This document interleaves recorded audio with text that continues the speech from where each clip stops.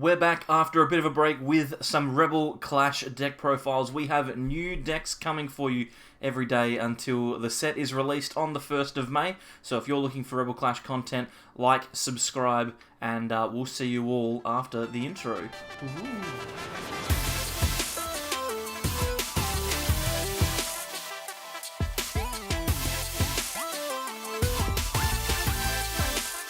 Welcome back, everyone, to more from the Sableyes. We are back. We're still alive. We took a little bit of a longer break than we intended to, but that's okay. It's because we were coming up with a ton of cool new lists for the Rebel Clash set, which comes out on the 1st of May. It's about 2 weeks away, which is pretty crazy. So as you're watching this, it comes out, I think, Friday the 17th, which means that there's only 2 more Fridays after that until the new set releases. It's really exciting, if not because we can play these in person, mainly because we are able to play them online. We'll be able to get ourselves into something a little bit different than ADPization because there's so many more cool decks to play, and one of them is Dragapult VMAX, which we're going to take a look at today. We've got ourselves a bit of a list that Jordan and I have been working on. Nothing too crazy, something that's a little bit different to what you might have seen, although there are a lot of other Dragapult lists running around at the moment, so feel free to check them out. But yeah, use ours as a baseline if you like. As usual with these kind of videos, you are more than welcome to change them up. But here is the list. We're going to start off with the king of the deck, that is Dragapult VMAX. Dragapult VMAX is actually a really, really strong card for a number of reasons. Firstly, obviously it's a VMAX, so it has 320 HP, which is just silly. But the V card actually has a usable attack, so the second attack for 2 Psychic does 60 plus 80 if it's moved into the active this turn. That means that you can potentially do 140 damage on a 2 prize attacker, which is always very good. But obviously the key is going to be Dragapult VMAX. We run 3 copies of this card, and the second attack is the big one for us. We're going to do 130 damage for 2 Psychic, which isn't that great, but we get to place 5 damage counters anywhere we like on our opponent's bench. Now that is super, super strong. Things like Jirachi are now easy prizes for us, and we're setting up Pokemon ready to get knocked out by doing 130 damage onto the active. When you think about it, if we attack into a Mewtwo, we can do 260 damage to the active, and then 50 to the bench. We've got a bunch of other ways that we can get ourselves some damage on the field as well, so it's going to be a relatively good way to attack. But how are we going to power it up, you ask? Well, we're going to run Old Faithful. It is Malamar. We've got a 3-2 line. This is something that you are probably not used to seeing, especially since most Malamar lists in the past have run the full 4-4. Since most of the attackers in our deck, specifically Dragapult VMAX and a couple of the others as well, really only use 2 energy attack costs, means we only really need 1 Malamar. So if we can get 1 Malamar in play, we're pretty happy, but obviously we'd prefer to have 2 if we can. There is 1 Pokemon that we'll attack with that has 3 energy, plus Malamar has 3 as well, so if you need to, you can attack with it, but obviously very, very strong. Obviously, there's no 4-4s in this line so far. It's because we're running an Ordinary Rod in order to get some of those Pokemon back. We'll talk about that a little bit more in the trainer cards, but it is important to remember that these lines are a little bit thin because we can get them back later. Now, I was talking about 2 energy attackers. We have a ton of them. The first one is Copycat Mimikyu. This card is obviously very, very good in a format that is defined. Unfortunately, the Rebel Clash format at the moment isn't, so we don't know what kind of cards we're expecting to see, but there are a lot of strong attackers, and a 2 energy attack to copy anything that our opponent throws at us is probably not a bad idea. Worst case scenario, you can use against Zacian to try and take 2 prizes easily, or in the mirror you can use it against other Dragapults, which means you get to do 130 and then 5 onto the bench with a 1 prize attacker rather than a 3 prize attacker, which you'd be relatively happy with.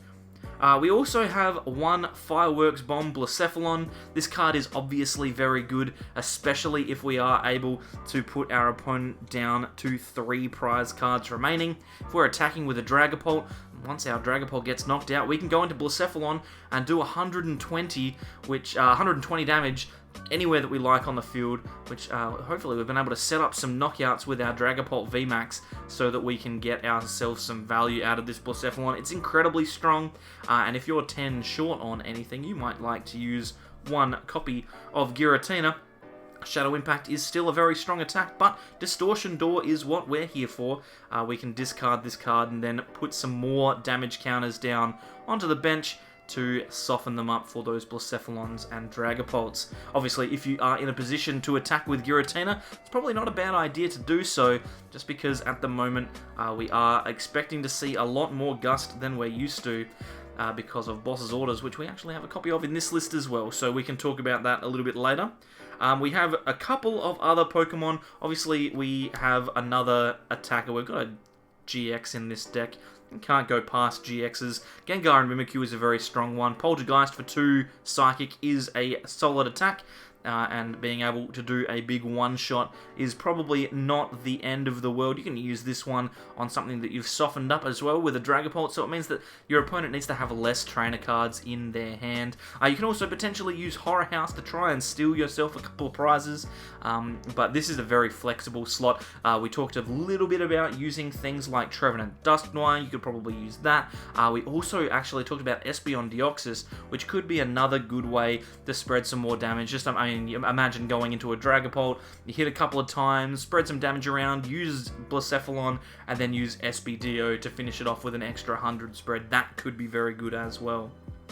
A couple of support Pokemon. We have the old favourite Dedenne GX. Discard your hand, draw 6 is strong, and so is this one. This is the new Eldegoss V, which you've probably seen floating around the place. This is one hell of a card as well. Being able to play this one down and then get yourself a supporter from the discard pile means that we finally have a way to recover some of those supporters that we lose in the early game. We're not so fussed anymore that we discard cards with Professor's Research, because we can grab any supporter we like back into our hand. This means Boss's Orders becomes live later. Mallow and Lani you can use multiple times. Hey, anyway, I'm jumping ahead of myself. I've got the supporters in my hand. Let's talk about them right now. I've got 4 copies of Professor's Research, best draw support in the game. So we obviously want to try and use that as early as possible. And like I said, because of Eldegoss, we can now guarantee that any supporters that we lose because of it, we can get back. We also have 4 copies of the next best draw supporter in the game, and that is Cynthia. I'll try and lay these out nicely here. It's a little bit awkward at the moment. Cynthia, Shuffle Draw 6, obviously a very, very strong ability. We want to make sure that we can shuffle some of those cards back into our deck. We don't want to lose things like Malamars or Dragapult VMAXs if we can afford it. We also have 2 copies of Marnie, a little bit of hand disruption for our opponent, and rounds it out to a nice 10 draw supporters, which is probably a safe number considering we're not playing something like a Jirachi engine, which we're probably going to see a little bit less play of at the moment. We also have 1 Mallow and Lana, which I mentioned before. This is really strong. You have 320 HP on your Dragapult. You might as well try and use it so we can retreat that Dragapult to the bench, heal 120 damage, and then get back into the active and start attacking. So that's obviously very good, but the showpiece for this set, this is one of the best cards, if not the best card in the set, Boss's Orders. This means that we are able to reliably gust up any of our opponent's Pokemon that we want. So if you're sick and tired of having to use Custom Catcher or Great Catcher to try and bring out your opponent's Pokemon, never fear, Boss is here. He can do the job for you. You don't need to worry about it anymore. You can just go, hey, yep, Boss's Orders, we'll bring up whatever we want and try and take some knockouts.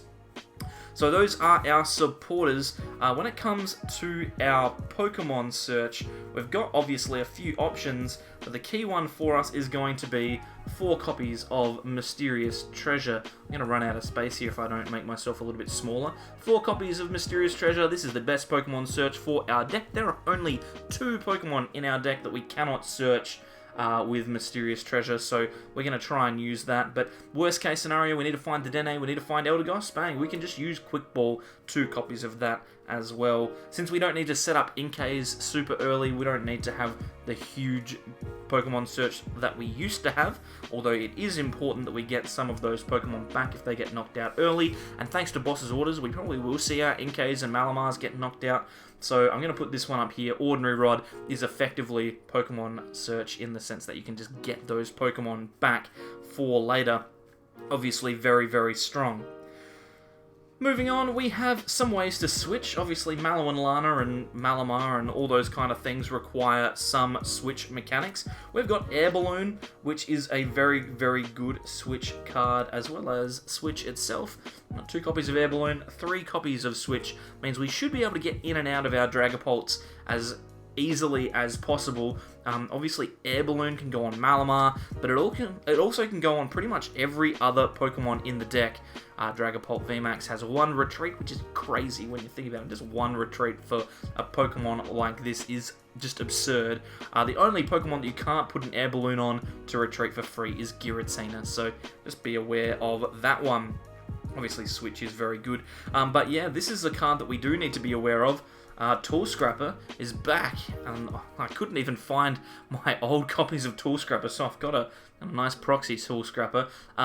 This card is actually I'd say one of the most important cards in the set. It's not like Boss's Orders where it's like just simply the best, but Tool Scrapper is one of those cards that's going to really define the way that people play Pokemon, because no longer can we just chuck a Jirachi into the active and put an escape board on it. It could just get that tool removed. Like, we've got 2 Air Balloon. I'm worried about that because Tool Scrapper can just get rid of them. So we want to make sure that we don't play down both Air Balloons at the same time, just in case we get Tool Scrappered, and we can just Tool Scrapper our opponent. That seems pretty strong to me. And worst case scenario, if we do fall behind, which we might, I mean, we're gonna lose some prizes eventually, we can just use 2 copies of Reset Stamp to help us to slow our opponent down. Couple more cards before we get onto the energy. We have 2 copies of Shrine of Punishment. Even though GX Pokemon obviously aren't the feature of the set, there are still going to be a few running around. ADP is good. We've got Dedenne is good. We've got Gengar Mimikyu in our list. That's obviously a good card. Things like, I don't know, Mewtwo and Mew, those kind of cards will still see play, so Shrine of Punishment is going to be a good one to help us put some extra damage counters on the board, and Shrine also means that you can potentially take a one-shot on a Mewtwo and Mew if you get the opportunity to, so definitely worth the inclusion. And this card, I think, is the card that makes me most excited to play Malamar, and that is 2 copies of Hyper Potion. We can heal 120 damage from one of our Pokemon and discard 2 energy from it. So we need to have 2 energy on it, discard those 2 energy and heal 120. In combination with Mallow and Lana, we can potentially heal 240, even 360 damage off of one of our Pokemon in a turn, as long as we can get energy onto it. But when you think about it, if lots of decks are doing 230, 40, 50 damage as their maximum, things like Zacian can get to 260, you can heal all of that off and then continue attacking, then that seems pretty good to me. So we're going to try and use Hyper Potion if we can. Now onto the energy, and energy is not as simple anymore as just laying them all out, because there are a few new ones that are going to see play, including this one, which is Horror Energy, or Psychic Horror Energy, or whatever it's called. We run 3 copies of it on this list. This card is really, really strong. So, like, we're spreading damage with Dragapult. We're hitting a whole bunch of numbers, which is really, really good. And then this Horror Energy is just kind of like icing on the cake. We can attach this to our Dragapult. It provides Psychic Energy, which is obviously good. But if we are damaged by an opponent's attack, we get to put 2 damage counters on the attacking Pokemon. So let's just say someone does attack into us. They're unlikely to be able to knock us out because 320 is a hard number to hit. We've got Dark Weakness, and there's not a lot of Dark Pokemon floating around. So we are going to potentially survive a lot of things and place 20 damage counters on their attacking Pokemon, and then just continue attacking ourselves. And if we can combine that with Hyper Potion, Mallow and Lana, that kind of stuff, and keep one of our Dragapults alive, we're going to be able to make a lot of use of this Horror Energy. So with 3 of them, we can attach them to pretty much any Pokemon in the deck, and then deal some damage with them, get some attacks off, and then get some damage counters down as well. But obviously we can't just run that energy. We are also running 7 regular Psychics. That will round out the list. We want to get them early so we can put them in the bin and Malamar can use them, but we also want to make sure that we've got plenty to attach. We're going to be attaching manually in the early game because we're not expecting those Malamars to come out super quickly. So there it is, there's the list all on one screen for you to take and have a look at. Hopefully you like this list and can take it to maybe the first week on PTCGO when those cards come out. Obviously you won't be able to play it in person because the world is a crazy place at the moment, but this is definitely a list that I'm very excited to try out, and I can't wait to see the other lists that we've got prepared for you over the next few days. If you have liked this and you want to see more, knowing fully well that there are a lot more lists to come, then consider subscribing if you haven't already. We'll just chuck a little subscribe button up on the right hand side of the screen. There'll be some videos that you might like to watch on the left, and on the right you'll probably see a playlist of some description, probably even some Rebel Clash deck lists for you. Thank you very much for coming along and checking this one out. We're glad to be back. It's exciting times, and we'll see you all next time for more from the Sable Eyes. Bye.